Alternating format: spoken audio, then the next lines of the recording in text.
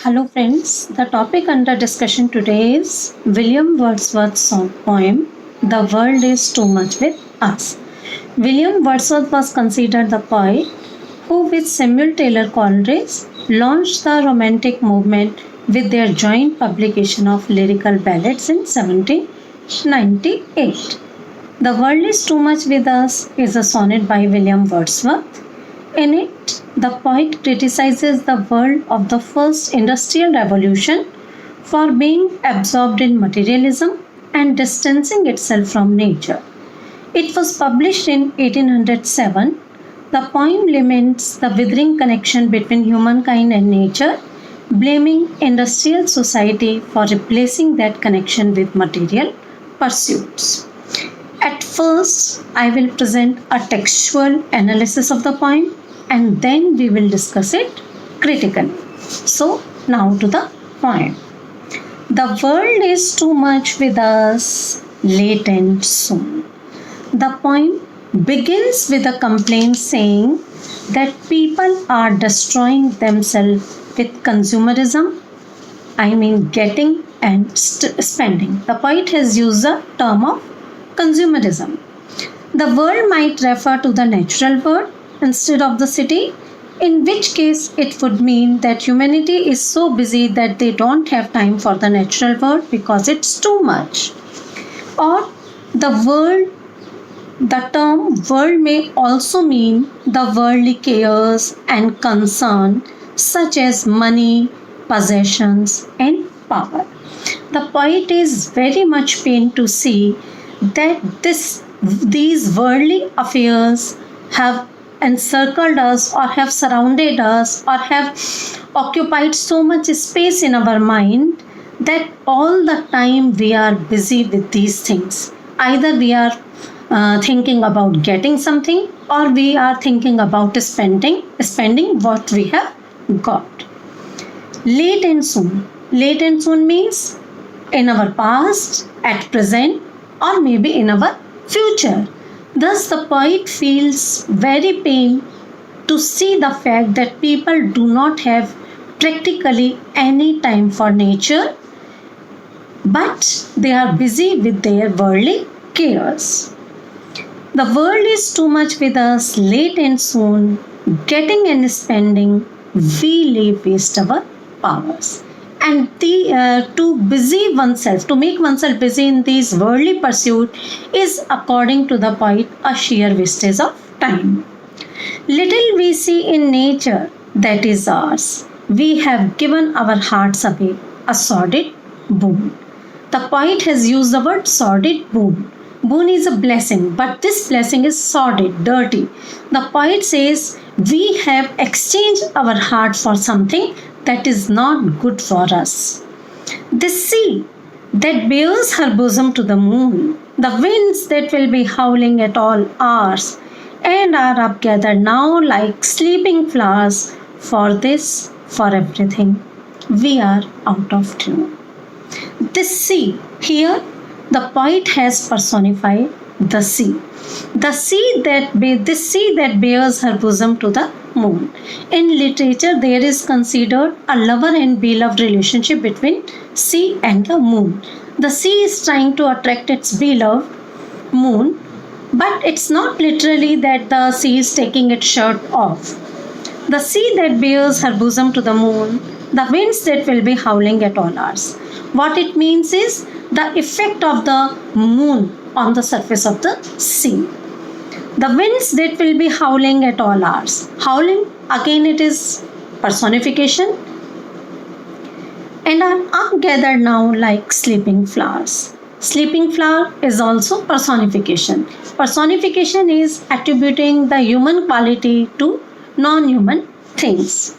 For this, for everything, we are out of tune. The poet feels that he is not in company or he is not in tune with the beauties of nature. He doesn't find himself fit.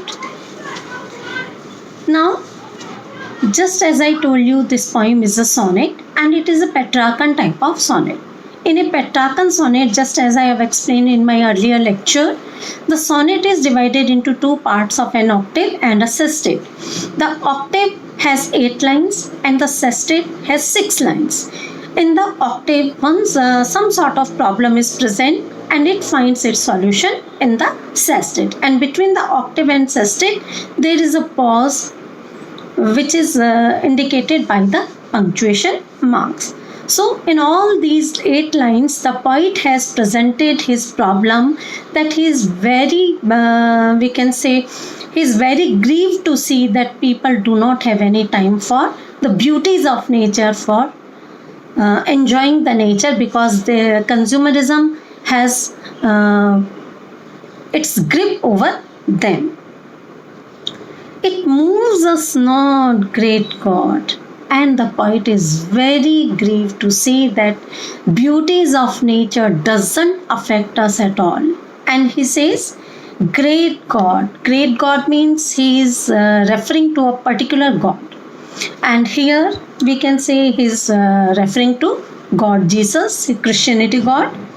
I would rather be a pagan suckled in a grayed out one. Now, look how devoted the poet is towards the beauties of nature that he is ready to stake his religion for it. He says, if being a Christian I do not have time to enjoy the beauties of nature, then it would be better if I convert myself, and if I acquire the pagan religion which sees life in each and every object of nature. Although that creed or that faith or that religion is out of fashion. It moves us not, great God. I would rather be a pagan suckled in a creed out one. So, why does he want to change his religion? So might I, standing on this pleasantly, have glimpses that would make me less forlorn. The poet feels that if being a Christian, he is destined to be forlorn, lonely, then it would be better if he changes his religion to paganism. And then he would feel himself less forlorn, because pagan religion sees life in every object of nature. Then he would witness god Proteus, god Triton arising out of the sea and blowing their wreathed horn. This was a textual analysis, and now we come to its critical analysis. The speaker complains that the world is too overwhelming for us to appreciate it. We are so concerned about time and money that we use up all our energy. People want to accumulate stuff, so they see nothing in nature that they can own. According to the speaker, we have sold our souls. We should be able to appreciate beautiful events like the moon shining over the ocean and the blowing of strong winds. But it's like we are on a different wavelength from nature. The material world, that of the city, our jobs, our innumerable financial obligations, control our lives to an unhealthy degree. We are always rushing from one thing to the next. We earn money one day just to spend it the next. The result of this is that we have destroyed a vital part of our humanity. We have lost the ability to connect with and find tranquility in nature. In exchange for material gain, we have given away our emotions and liveliness. This ocean that reflects the moonlight on its surface and the peaceful, momentarily windless night, which is like flowers whose petals are folded up in the cold, these natural features still exist, but we just can't appreciate them. Our lives have nothing to do with the rhythms of the natural world. As a result, those rhythms have no emotional impact on us. My God, I wish that I were raised in a culture that worshipped many gods, though that religion is now outdated. That way, standing on this pleasant patch of grass, I might be calmed and heartened by the image of the ocean before me. I might see the Greek god Proteus taking shape before my very eyes, or hear another Greek god Triton blow his legendary spiral grooved conch shell.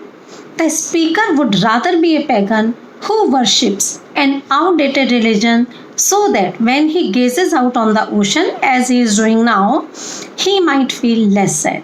If he were a pagan, he would see wild mythological gods like Proteus, who can take many shapes, and Triton, who look like a mermaid.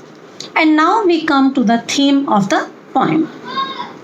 Main themes of the poem are nature, materialism, and laws. The speaker describes humankind's relationship with the natural world in terms of law. That relationship once flourished, but now, due to the impacts of industrialization on everyday life, humankind has lost the ability to appreciate, celebrate, and be soothed away by nature. To emphasize this central loss, the poem describes it from three angles: economic, spiritual, and cultural. The poem does not suggest a way to regain what is lost. Rather, its tone is desperate, arguing that humankind's original relationship with nature can never be revived. The poem first presents loss in the economic sense, implicitly blaming urban life for the change in people's relationship with nature.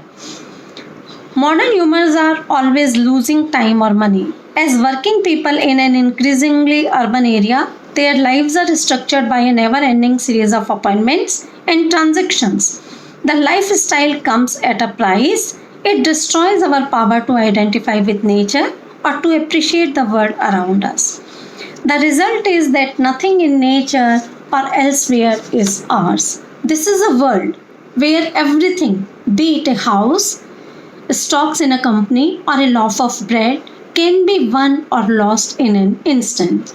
By describing nature as something that can be owned or possessed, the speaker may be implying that modern human beings have lost the ability to think of relationships and emotions in anything but economic terms.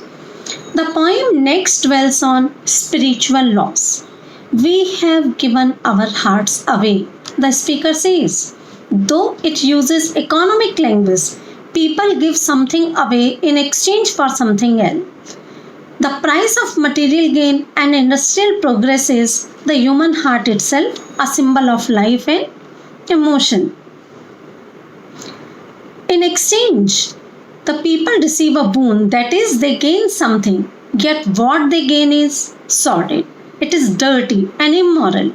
In exchange for industrial progress, people have reduced themselves to an almost less than human state. The speaker suggests that this loss of humanity outweighs the ideal natural state into one of disrepair. Having given away their ability to access deep, enduring emotions, they are numb to the beauty of the natural world. In its final lines, the poem describes a cultural loss, and its tone of resignation suggests the loss is permanent. The speaker invokes Greek paganism, introducing a tone of a version of society in which nature played a larger role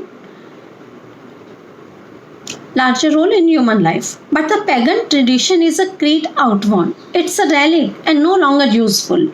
Once the speaker acknowledges the uselessness of past tradition, his or her wishes come across as more fanciful than serious.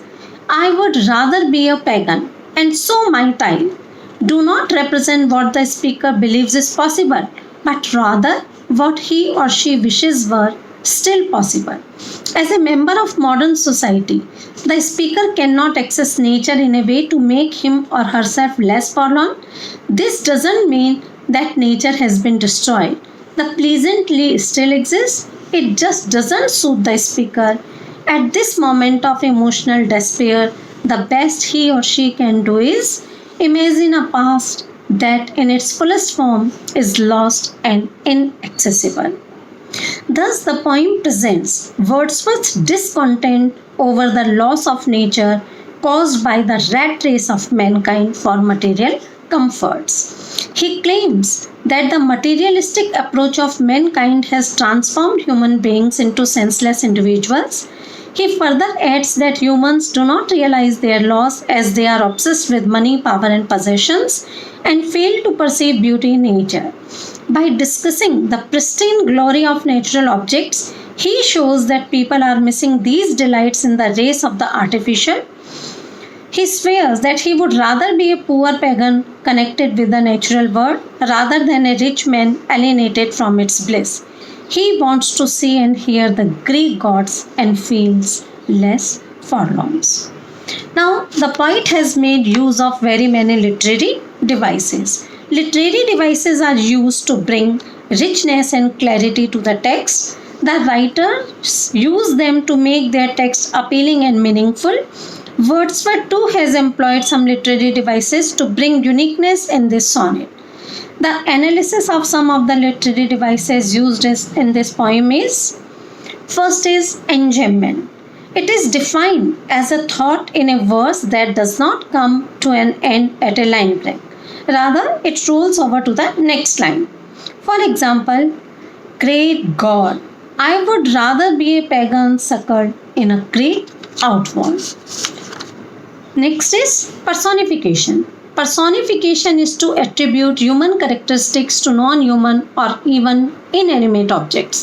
The poet has used personification at several places in this poem, such as sea that bears her bosom to the moon, the winds that will be howling at all hours, and sleeping flowers. All these expressions make nature possess human-like qualities like yearning for love, sleeping, and soothing.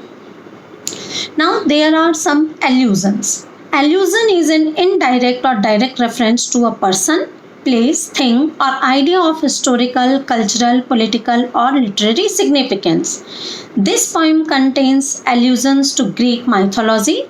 Have sight of Proteus rising from the sea, or hear old Triton blow his wreathed horn. Proteus in Greek mythology is an early prophetic sea god or god of rivers and oceanic bodies of water. Some who ascribe a specific domain to Proteus call him the god of elusive sea change, which suggests the constantly changing nature of the sea or liquid quality of water. He can foretell the future but will change his shape to avoid doing so. He answers only to those who are capable of capturing him. From this feature of Proteus comes the adjective protean, meaning versatile, mutable, or capable of assuming many forms. Protean has positive connotation of flexibility, versatility, and adaptability. Now, Triton. Triton is usually represented as a merman with the upper body of human and tail lower body of a fish. At some time during the Greek and Roman era, Triton became a generic name for a merman in art and literature. In English literature, Triton is portrayed as the messenger or herald for the good Positian. Now, imagery. The use of imagery makes the readers visualize the writer's feelings, emotions, or ideas. Wordsworth has used images appealing to the sense of hearing, such as winds that will be howling, to the sense of touch as sleeping flowers, and to the sense of sight as Proteus rising from the sea. In the simile, and are up gathered now like sleeping flowers.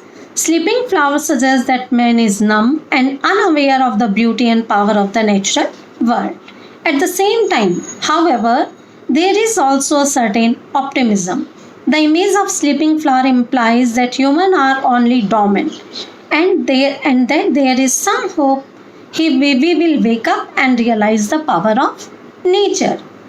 Consonance. Consonance is the repetition of consonant sounds in the same line, such as the sound of S in have sight of Proteus rising from the sea, and F and T sound as in for this, for everything, we are out of tune.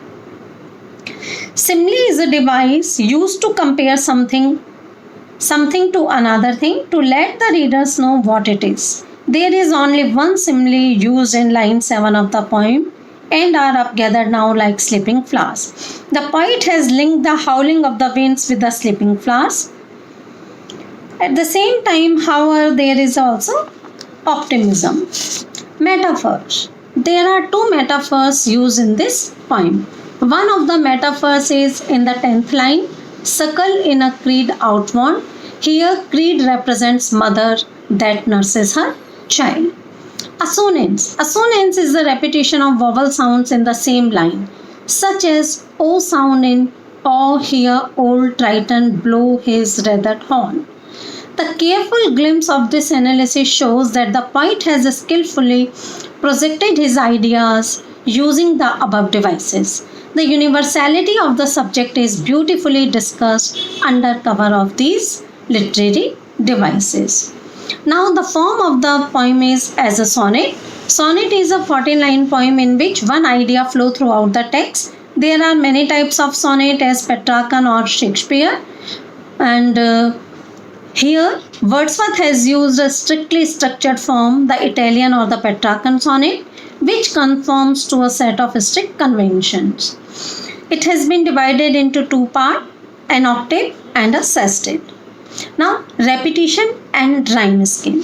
The repetitive rhyme scheme ABBA, ABBA, and the use of word pairs such as getting and spending, late and soon, emphasizes the monotonous nature of modern life and materialism. Getting and spending is a cluster of longer emphasized words with many consonants. In many ways, the stereotypes of men and women mirror the difference between the neoclassical and romantic period, between civilized and the nature. Music and harmony. The line, for this, for everything we are out of tune, implies that man is out of tune with nature, unable to live in harmony with the world around him. By describing the harmonious relationship of man and nature as a tune, Wordsworth evokes a sensuous experience of nature.